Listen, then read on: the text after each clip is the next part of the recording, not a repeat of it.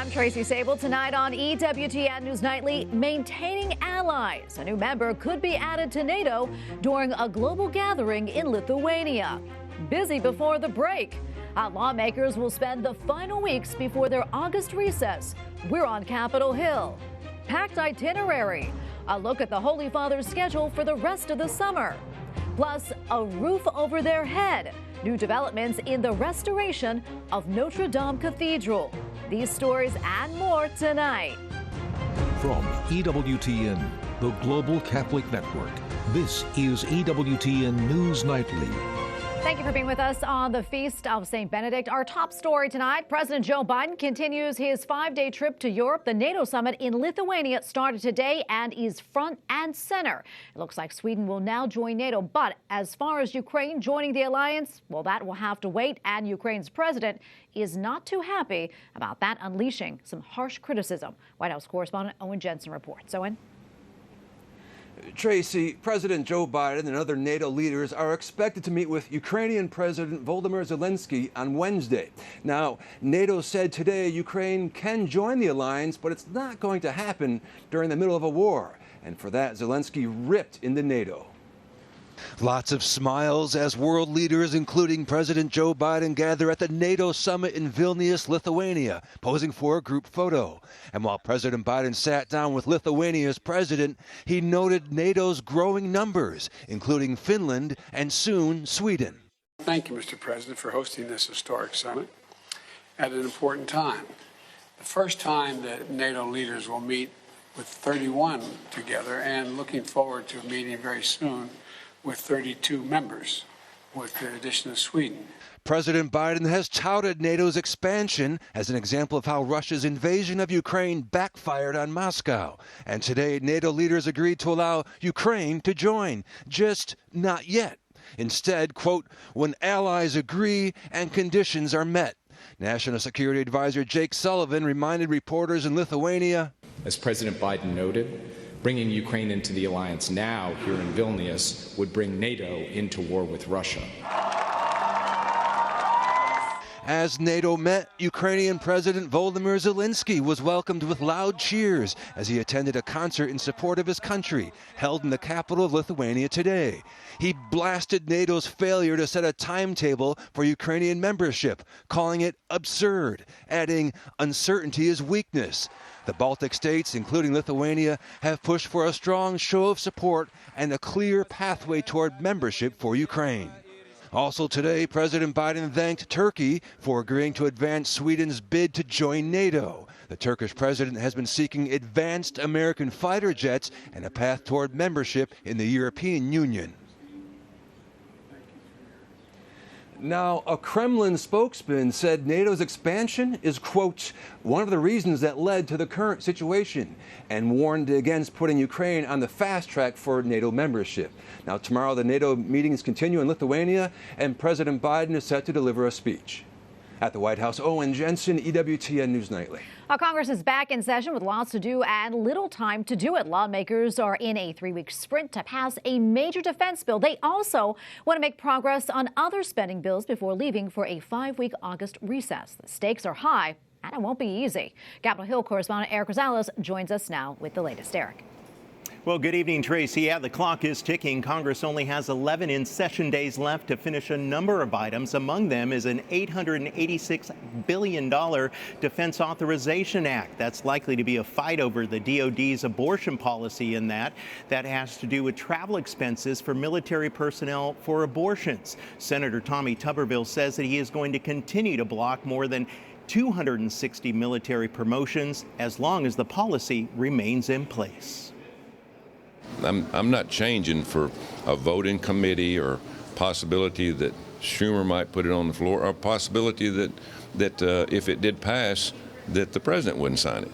I mean, it makes no sense. So we're going to keep the holds on. Senate Majority Leader Chuck Schumer wrote a Dear Colleague letter outlining his priorities for the Senate's next 3 weeks, stressing the need for bipartisanship, writing, quote, in the upcoming work period, we must build on this success. Passing these bills will not be easy, and we will depend on cooperation of our Republican colleagues to get any of them done. Senator Schumer mentioned his desire to move forward on bills relating to drug pricing, fentanyl, permitting reform, rail safety, marijuana banking, China competition, artificial intelligence, and a number of other topics in the next 3 weeks. Republican Senator John Cornyn says the majority leader's wish list is just that. But it's only wishful thinking to believe that in the United States Senate you're going to be able to get all of these necessary items addressed in the next 10 working days. But freshman Republican Congressman Corey Mills tells me he'll stay as long as it takes. Whether it takes us 11 days, 20 days, 50 days, or wherever the case may be, we're here at the behest of the American people. So I'm not worried about how many days it takes. I want it to be right, I want it to be physically responsible, and I want it to have constitutionality. House Republicans hope to pass the Defense Authorization Bill later this week. A record 1,500 amendments have been filed, and lawmakers tell me that they are making progress on other spending bills, which is crucial to avoid a government shutdown, which is set to happen on October 1st. Tracy? Well, Eric, I also know that senators held a hearing about the PGA Tour merging with Saudi Arabia's backed Live Golf today. Tell us more about that. Yeah, it was PGA Tour CEO Ron Price and a PGA board member actually testified before senators about the merger, which is still being negotiated according to them. Lawmakers say that they really want to find out what made the PGA Tour actually make a 180, first speaking against Live and now merging with it. So the Live Series, as we know, is backed by the Saudi Arabian Public Investment Fund known as PIV or PIV, and critics have accused it of being the vehicle for the country to improve its reputation as it faces criticism of its human rights abuses. It's more than about sports. It's about the hypocrisy involved in that sudden reversal. It's about the future of sports in America and about the potential for a repressive regime, in effect, taking charge of American institutions, other businesses, and other sports. Wouldn't it be a good thing if the Saudis modernize, if they offer more rights to women, and if their involvement in sports helps accomplish that? I mean, is that a good or a bad thing? So we need to stop looking at the world in black and white. We have to recognize the reality of the situation. But it is important to note that family members who lost relatives during the September 11th attacks attended the hearing and tell EWTN News Nightly that the U.S. should not be negotiating with the Saudi government until they recognize that Saudi nationals helped fund the terrorist group al-Qaeda. Now, after the attack, the Saudi king issued a statement of innocence denying any involvement, despite 15 of the 19 hijackers on that day were Saudi nationals. The reality is that the Kingdom of Saudi Arabia is trying to distract the American public, the American people, and the American government for its role that it played in facilitating and supporting the 9/11 hijackers. Until the kingdom is held accountable, until they admit responsibility, they should not be allowed to engage with the United States on any platform. And those who lost family members during September 11 tell me that they are going to continue to fight this deal, and they are going to continue to let lawmakers know their disapproval of this merger from that dreadful day back on September 11th. Now, I did speak with Senator Richard Blumenthal, who did tell me that Congress has a number of tools at its disposal despite producing legislation, but they could also block the deal due to antitrust issues. So it's going to be very interesting to see what type of manner or what type of statement Congress is going to make. Tracy? Okay, thank you, Eric. Well, a new law in Virginia protecting churches from being shut down is now in effect. The provision stems from the coronavirus crisis when the state's churches were held to stricter policies than many businesses and other institutions. Supporters call the measure a big win for religious freedom. A recent study by researchers at Virginia Tech finds a rising number of young people are experiencing gender dysphoria, claiming that their so-called gender identity does not match their biological sex. A study published in the journal General Psychiatry analyzed data from 2017 to 2022 and found during that time period, the prevalence of gender dysphoria rose while the average age of diagnosis dropped. What's more, a higher percentage of girls claim to be so-called transgender than boys. And joining us now to talk about this and more is Jon Schweppe, Policy Director at the American Principles Project. Jon, good to be with you. First off, your thoughts on this study and why you think the numbers for gender dysphoria, or what some call transgenderism, are rising. Well, this is an important study, and it echoes much of what we've seen This is a social contagion. We have to recognize that. And, we're talking about girls, teenage girls, often in social pressure situations, being pushed down this road. And we have adults that are also pushing them down this road. So, I think it's really important that we enact law to protect kids from this type of thing. We're talking about puberty blockers at 8 years old, cross-sex hormones at 14 years old, and often even surgery at 15, 16 years old. This is ridiculous, and obviously we shouldn't be putting kids under the knife. Yeah, another thing. Absolutely, John. Another thing that stood out to me was the amount of girls who wanted, to change their gender. Apparently, the researchers suggested it was because girls who displayed what is seen as traditionally masculine tendencies were seen as the leader of their class or were more likely to be accepted by their peers. Now, to me, this is kind of a baffling explanation as to why a girl would want to be seen as a boy in this day and age. Help us unpack this one, John. It's hard to unpack, honestly. I mean, we're talking about gender stereotypes, which, even 20, 30 years ago, we were starting to move away from, trying to modernize or liberalize or whatever. So I think we really are kind of falling for a fad, and unfortunately something that's really hurting a lot of people. And, it's important that we put laws in place to stop this from happening. Yeah, and meanwhile, at Ivy League Brown University, nearly 40% of students there identify as so-called LGBTQ+, and that's according to the Brown Daily Herald. That's the university paper. As to the reason why so many students view themselves this way, one student told the paper it was because of a more openness towards queer people. John, do you think that is the reason, or do you think there's something else behind all of this? Well, I think there's something very nefarious to this, actually. The reality is that in colleges, it's very difficult to not be a minority on, the spectrum of all this affirmative action that's taking place. And so it's very advantageous for you from a social perspective, from an academic perspective, to identify as some sort of minority. So this is something that I think a lot more people are doing. Part of it's peer pressure and trying to fit in socially. But, there's something else going on here, too. John, we have about a minute left or so, but curious what else you're following. Well, right now, I think the biggest thing is this movement to make sure that kids aren't accessing porn online. We actually saw that here in Virginia as well. We have 7 states who have passed age verification laws to protect kids under the age of 18 from accessing online pornography. This seems like the issue that's really going to take off in the next year. And we expect probably a dozen more states next year to pass laws like this. And hopefully we'll get to a point where, kids are not able to access this content. Sadly, right now, the average age pornography usage is something like 11 years old. So if we are able to protect kids, it would be a huge win. Absolutely. John, thanks so much for coming on. Always appreciate your insights. Good to see you. Hey, thanks so much for having me. And we have a lot more still to come here on EWTN News Nightly, including a new mission. One of the Cardinals-elect reacts to the news. And packed itinerary. Find out where Pope Francis will be traveling later this summer.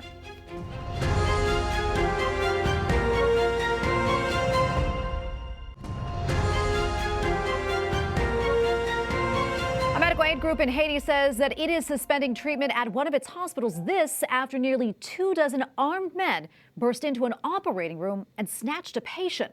The incident took place late last week after the patient had been admitted with gunshot wounds. There has been intense violence in the Caribbean nation since its president was assassinated back in 2021.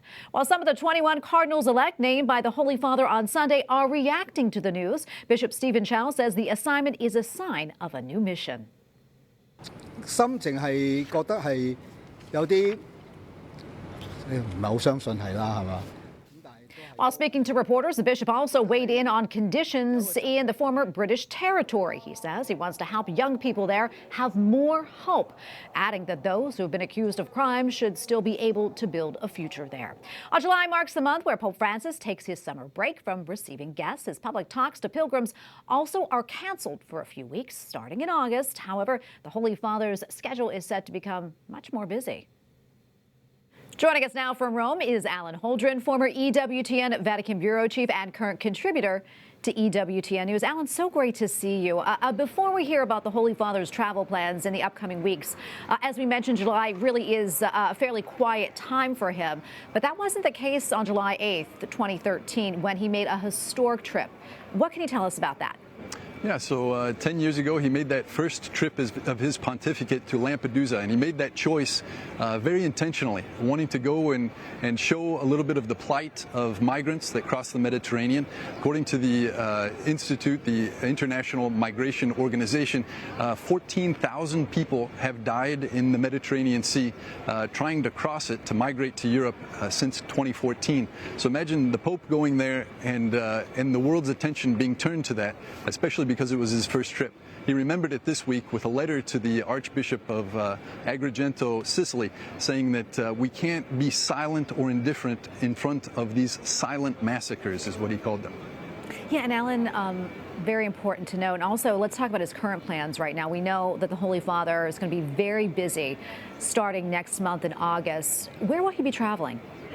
So he has a whole bunch of trips lined up. He'll be going to World Youth Day in Lisbon, Portugal from the 2nd to the 6th of August. That also includes a stopover in Fatima. He'll go there just for a prayer in the morning with the sick at the Apparitions Chapel. And then at the end of August, he has a trip planned to Mongolia, of all places. He'll be going there from August the 31st to September the 4th. And then at the end of September, he's going to be going towards the end to Marseille, France, where he's going to be meeting with young people. They're getting together an ecumenical group to speak about problems that exist across the Mediterranean, trying to come up with solutions, and they asked him for a hand. And Alan, I also know that there will be two important events coming up in Rome later on. What can you tell us about those? That's right. On September the 30th, the Pope has called for a consistory for the creation of new cardinals. That was just announced at the Angelus over the weekend here in Rome. It's been the buzz around town here. As always, the Pope had a lot of surprise picks, including an auxiliary bishop, which is sort of the assistant bishop to the main bishop of Lisbon, Portugal, the bishop that's been in charge of World Youth Day organization, and also the patriarch, the Archbishop of Jerusalem, who said that he felt like this was a nod from the Pope towards the Mother Church of Jerusalem, and also an attention to this place that's always been high in tension and in conflict. And then, of course, after that, we have the first of two installments of the Synod on Synodality.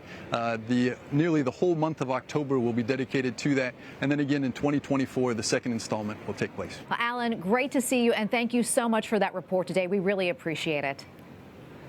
Up next on EWTN News Nightly, Leading for Life, a new book honors figures of the pro-life movement over the last 50 years. Plus, Raise the Roof. The Notre Dame Cathedral continues to rise from the ashes.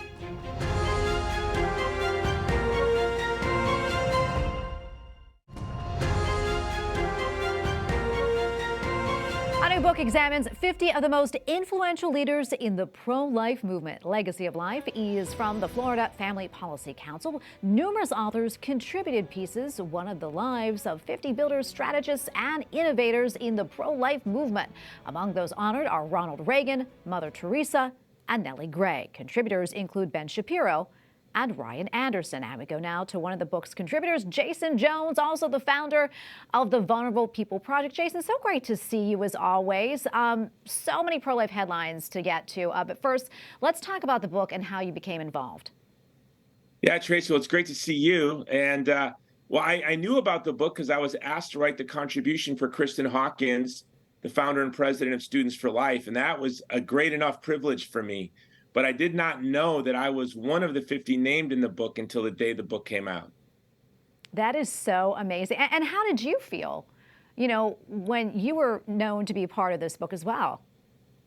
Well, the pro-life movement is the largest, most diverse and passionate movement in the history of our republic. So there are tens of thousands of people who deserved to be in that book. But to be in that book was, of course, with Ronald Reagan and Mother Teresa and St. John Paul the Great and all of those great heroes. Is a great honor, but really it's those anonymous. Mother Angelica and EWTN was foundational in the work of the pro-life movement to reach across our country. There's so many people that should have been in that book, but really the backbone of the movement are those hardworking men and women that serve their pregnancy centers and fight for life in their local communities. Yeah, I want to go back to Kristan. You wrote about her, and I find it fascinating that I did not know this, that she wanted to work for NASA previously. Yeah, and she should have. If she worked for NASA, we'd have already landed on Mars. I can promise you that.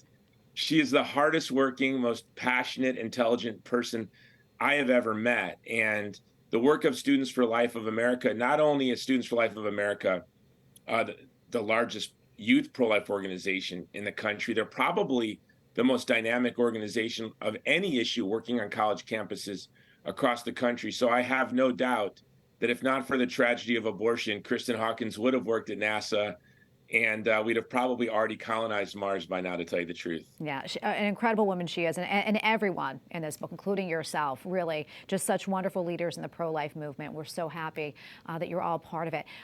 Also, I want to talk about this, switching gears. I know you do a lot of work with the military and former service members. So that being said, I want to get your take on Senator Tommy Tuberville putting that hold on military confirmations over a Department of Defense policy using taxpayer funds to allow service members to travel to get an abortion. Yeah, I'm glad Senator Tuberville really drew the line.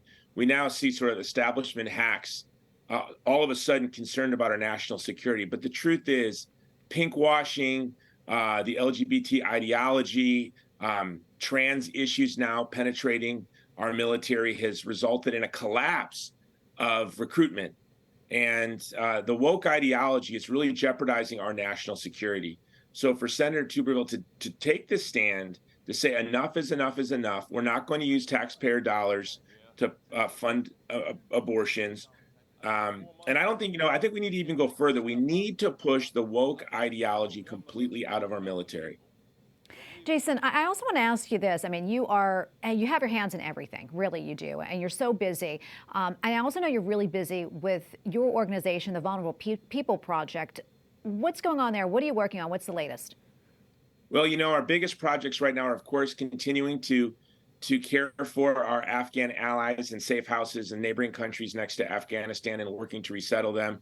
And we've upped our vulnerable parish program in Nigeria, where we're providing security for those parishes most susceptible to Islamic extremist attacks.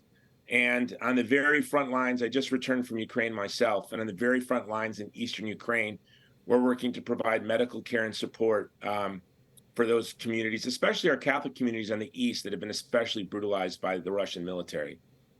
Jason, another thing I wanted to talk about is Sound of Freedom. Your good friend Eduardo produced the movie, and unfortunately has been getting some backlash.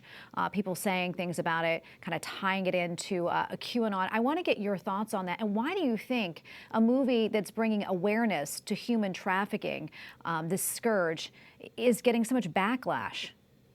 We've seen this before. Our film Bella, I had the privilege of producing Bella with Eduardo and Alejandro Monterrey, the team that brought us Sound of Freedom. And Bella really opened up the pro-life movement to a broader audience and really changed the pro-life movement forever. And I think Sound of Freedom is going to do even more when it comes to human sex trafficking and child trafficking in particular, because there wasn't a very large movement like we had with the pro-life movement. So it's inevitable that there's going to be kickback. And they don't attack the film. They'll attack segments of the population that really support the film, which is really unfair. You'd think they'd be more concerned about human sex trafficking than the QAnon conspiracy. Absolutely. It's a very important film. I saw it. It's wonderful. More people need to see it. And Jason, great to see you. Thank you so much for coming on. God bless you, my friend. Great to see you, Tracy. Thank you. Finally tonight, Notre Dame Cathedral in France is now one step closer to reopening. The wooden structure that will support the new roof has been installed. The oak beams weigh around 7 tons. They will support the central spire. The cathedral was nearly destroyed by a fire back in 2019. It remains on track to reopen before the end of next year. And we thank you for watching tonight. Remember, you can follow us on social media, Facebook, Twitter, and Instagram at EWTN News Nightly. I'm Tracy Sable. Good night and God bless.